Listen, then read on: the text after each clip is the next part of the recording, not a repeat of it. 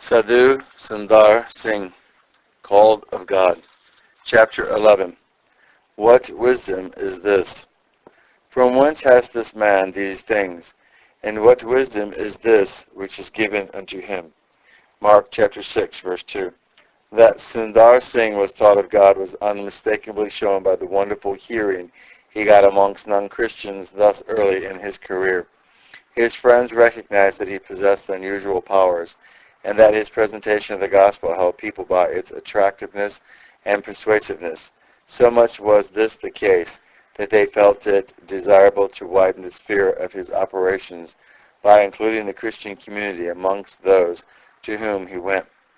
But for this some definite preparation was needed, and they advised him to join the St. John's Divinity College, Lahore.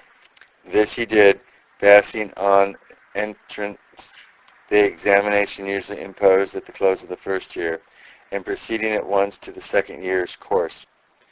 The years 1909 and 1910 were spent in study, and during vacation time he continued his evangelistic work as heretofore.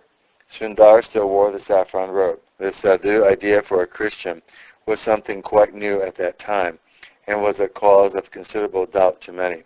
But he never swerved from his first resolution, although the criticism he was often subjected to tended to make these years hard for him.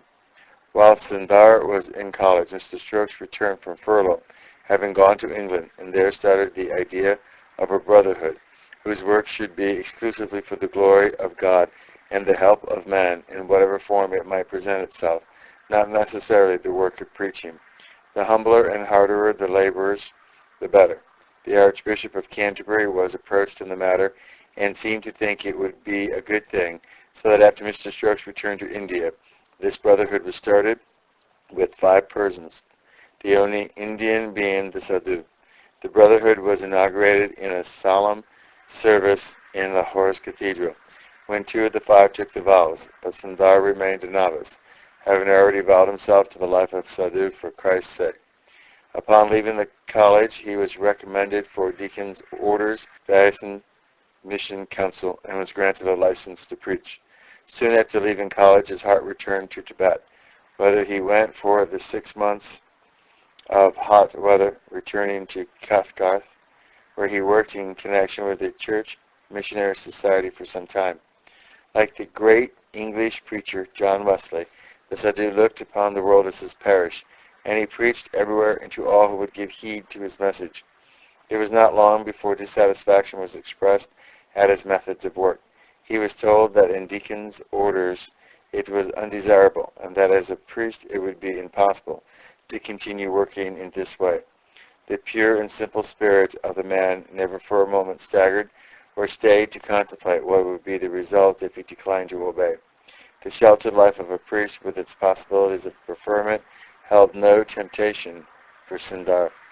On his knees and in the quiet of his own spirit, he settled the monuments question, and then took the step that forever set him free of all sects. He returned his license to preach to his bishop, explaining that he felt called to preach to all, and wherever God sent him.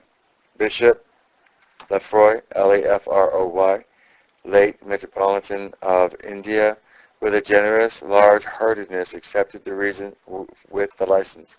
The great crisis of his career was safely past. From that day, Sadhu Sundar Singh made himself the possession of Christians of all creeds, and also set himself free for a mighty work among non-Christians all over India. End of chapter 11, and been read by Peter John Paresis.